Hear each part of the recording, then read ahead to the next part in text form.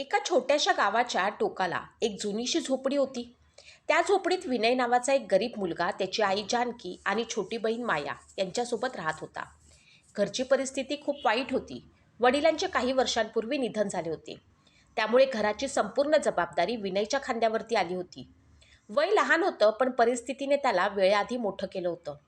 दररोज सकाळी सूर्य उगवण्याआधी विनय उठायचा, घरातील कामं करायचा, आईची काळजी घ्यायचा आणि मग कामाच्या शोधात गावभर फिरायचा.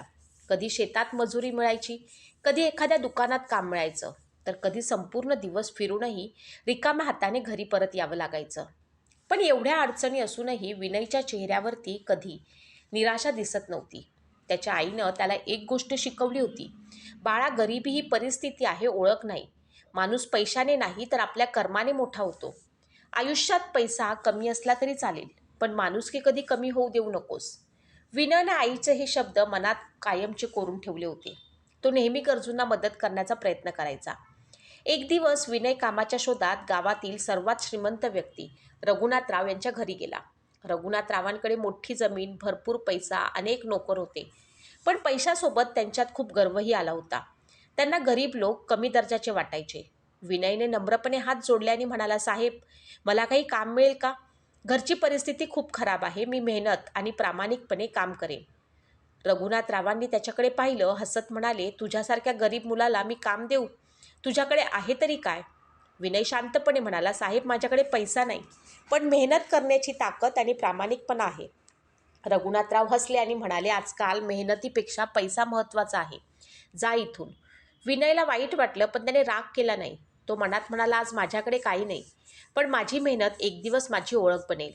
काही दिवसांनी गावात एक वृद्ध साधू आले. ते खूप थकलेले होते आणि अनेक दिवसांपासून उपाशी होते. त्यांनी गावातील अनेक घरांमध्ये मदत मागितली, पण कुणीही त्यांना मदत केली नाही. कुणी दरवाजा बंद केला, तर कुणी त्यांना तिथून हाकलून दिलं. शेवटी ते विनयच्या झोपडीपाशी आले. त्या दिवशी घरात फक्त 2 भाकरी होत्या. आई आजारी होती. छोटी बहीणही 2 दिवसांपासून पोटभर जेवली नव्हती. साधूंनी हळू आवाजात विचारलं, बाळा, काही खायला मिळेल का? विनयने क्षणभर विचार केला. त्याला माहीत होतं की घरात अन्न कमी आहे, पण त्याने आपली एक भाकरी साधूंना दिली. आईनं आश्चर्यानं विचारलं, बाळा, आपल्या घरातच कमी आहे, तरी तू दिलीस? विनय हसून म्हणाला, आई, आपण थोडा वेळ उपाशी राहू शकतो, पण एखाद्या भुकेल्या माणसाला रिकाम्या हातानं कसं पाठवू? साधूच्या डोळ्यात पाणी आलं. त्यांनी विनयच्या डोक्यावरती हात ठेवला आणि म्हणाले, बाळा, आज तू जे चांगलं कर्म केलं आहेस, त्याचं फळ तुला नक्की मिळेल. चांगली कर्म कधीच वाया जात नाहीत. वेळ पुढे जात राहिला. विनयने मेहनत कधीच सोडली नाही. त्याने थोडी जमीन घेऊन शेती सुरू केली. गावातील लोक त्याची थट्टा करायचे, ही जमीन काही उपयोगाची नाही, कितीही मेहनत केली तरी काही होणार नाही. पण विनयने हार मानली नाही. तो दिवस रात्र मेहनत करत राहिला. हळूहळू त्याच्या मेहनतीला यश मिळू लागलं. ज्या जमिनीला लोक निरुपयोगी म्हणत होते, त्याच जमिनीवरती विनयनं आपल्या कष्टाने हिरवळ निर्माण केली. त्याची शेती फुलली आणि त्याचं नाव संपूर्ण गावात प्रसिद्ध झालं. काही वर्षातच विनय एक यशस्वी शेतकरी बनला. पण श्रीमंती झाल्यानंतर त्याचा स्वभाव बदलला नाही. तो गरिबांना मदत करायचा, गरजूंना आधार द्यायचा, कोणालाही कमी लेखायचा नाही. दुसरीकडे रघुनाथरावांच्या आयुष्यात मोठा बदल झाला. त्यांच्याकडे कधी भरपूर पैसा होता, त्याचा व्यवसाय तोट्यात गेला. चुकीच्या निर्णयांमुळे आणि लोकांच्या फसवणुकीमुळे त्यांची संपत्ती हळूहळू संपली. ज्यांना ते आपले समजत होते, तेच लोक कठीण काळात त्यांना सोडून गेले. एक दिवस परिस्थिती अशी आली की रघुनाथरावांना मदतीची गरज पडली. ते विनयकडे आले. त्यांच्या डोळ्यात पश्चाताप होता. ते म्हणाले, विनय, मी तुझा अपमान केला होता, तुला कमी लेखलं होतं, पण आज मला तुझ्या मदतीची गरज आहे. विनयने जुन्या गोष्टी आठवल्या, पण त्याच्या मनात राग नव्हता. तो म्हणाला, रघुनाथराव, वेळ कधीच एकसारखी राहत नाही. आज तुम्हाला माझी गरज आहे, म्हणून मी तुमची मदत नक्की करेन. हे ऐकून रघुनाथरावांच्या डोळ्यात अश्रू आले. ते म्हणाले, ज्याला मी गरीब समजलो, तोच आज मनाने सर्वात श्रीमंत निघाला. त्या क्षणी विनयला त्या साधूंचे शब्द आठवले, चांगल्या कर्माचं फळ नक्की मिळतं. त्याला समजलं की माणूस आयुष्यात जे काही करतो, त्याचा परिणाम एक दिवस नक्की मिळतो. कधीकधी चांगल्या कर्माचं फळ मिळायला वेळ लागतो, पण ते मिळतं नक्की. म्हणून आयुष्यात नेहमी चांगली कर्म करा, गरजूंना मदत करा, कोणालाही कमी समजू नका. कारण पैसा, संपत्ती आणि पद एक दिवस संपून जाऊ शकतात, पण चांगल्या कर्माची ओळख आयुष्यभर टिकून राहते. जसे कर्म कराल तसेच फळ एक दिवस नक्की मिळेल. आता आपण अजून एक कथा पाहणार आहोत. एका आईच्या प्रेमाची आणि मुलाच्या चांगल्या कर्माची हृदयस्पर्शी कथा. एका छोट्याशा गावामध्ये सुरेश नावाचा एक गरीब मुलगा आपल्या आईसोबत राहत होता. त्याच्या आयुष्यात सुखापेक्षा दुःखच जास्त होतं. पण तरीही त्याच्या चेहऱ्यावरती नेहमी एक आशेचं हास्य असायचं. सुरेशचे वडील तो लहान असतानाच या जगातून गेले होते. त्यामुळे घराची संपूर्ण जबाबदारी त्याची आई सावित्री हिच्यावरती आली होती. सावित्री लोकांच्या घरात काम करून आपल्या मुलाला मोठं करत होती.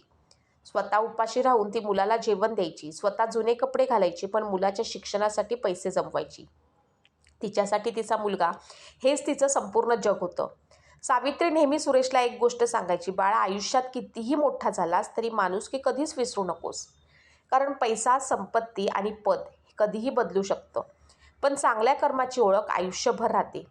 सुरेश आईच्या प्रत्येक शब्दाला आपल्या मनात जपून ठेवायचा. सुरेश अभ्यासात खूप हुशार होता, पण घरची परिस्थिती पाहून त्याला शाळेनंतर काम करावं लागायचं. सकाळी तो शाळेत जायचा, संध्याकाळी एका छोट्याशा दुकानात काम करून घराला हातभार लावायचा. अनेक वेळा त्याला थकवा यायचा.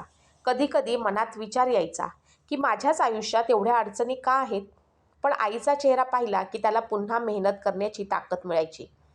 एक दिवस संध्याकाळी कामावरनं घरी येताना सुरेशला रस्त्याच्या कडेला एक वृद्ध माणूस बसलेला दिसला. तो खूप थकलेला होता. त्याच्या चेहऱ्यावरती दुःख दिसत होतं आणि तो भुकेने त्रासलेला होता. सुरेश जवळ गेला आणि विचारलं, आजोबा, काय झालं? तुम्ही एवढे उदास का बसला आहात? वृद्ध माणूस हळू आवाजात म्हणाला, बाळा, 2 दिवस झाले पोटात अन्नाचा एक घासही गेला नाही. सुरेशने आपल्या हातातील डब्बा उघडला. त्यामध्ये आईने त्याच्यासाठी एकच भाकरी ठेवली होती. त्याला माहीत होतं की घरी आई त्याची वाट पाहत असेल, पण त्या वृद्ध माणसाची अवस्था पाहून त्याचं मन हेलावलं. त्यानं क्षणाचाही विचार न करता ती भाकरी त्या वृद्धाला दिली. वृद्ध माणसाच्या डोळ्यात पाणी आलं. तो म्हणाला, बाळा, तू स्वतःच्या घराची चिंता न करता माझी भूक भागवलीस. तुझ्यासारखं चांगलं मन आजकाल फार कमी लोकांकडे असतं. लक्षात ठेव, तुझं हे चांगलं कर्म एक दिवस तुझ्या आयुष्यात आनंद घेऊन येईल. सुरेश घरी आला तेव्हा आईनं विचारलं, बाळा, आज तुझा डब्बा रिकामा का आहे? सुरेशने तिला सगळी गोष्ट सांगितली.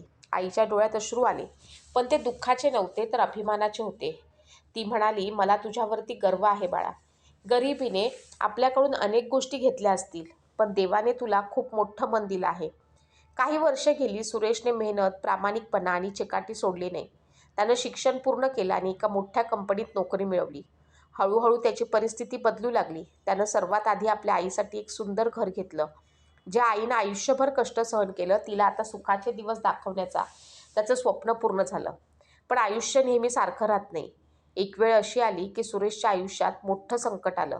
त्याची नोकरी गेली, त्याचा व्यवसाय तोट्यात गेला आणि ज्यांच्यावरती त्यानं विश्वास ठेवला त्यांनीच त्याला सोडलं. एकेकाळी लोक त्याच्या आजूबाजूला असायचे, पण कठीण वेळ आली तेव्हा सगळे दूर गेले.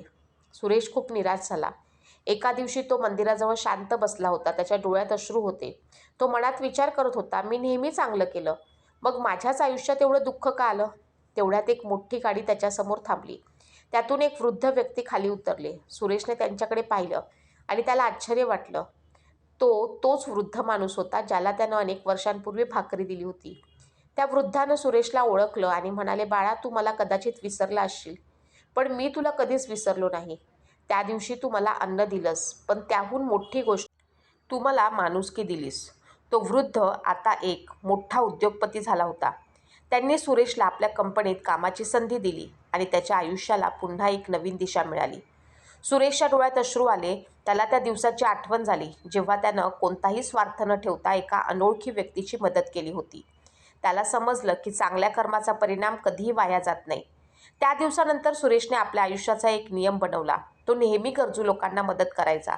तो म्हणायचा, आपण कोणासाठी केलेली छोटीशी मदत कधी कोणाच्या आयुष्यात मोठा बदल घडवेल हे आपल्याला माहीत नसतं.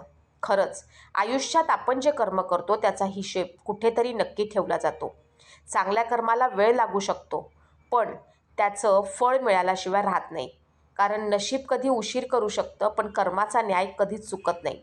जसे कर्म कराल तसेच फळ एक दिवस नक्की मिळेल. जसे कर्म तसे फळ.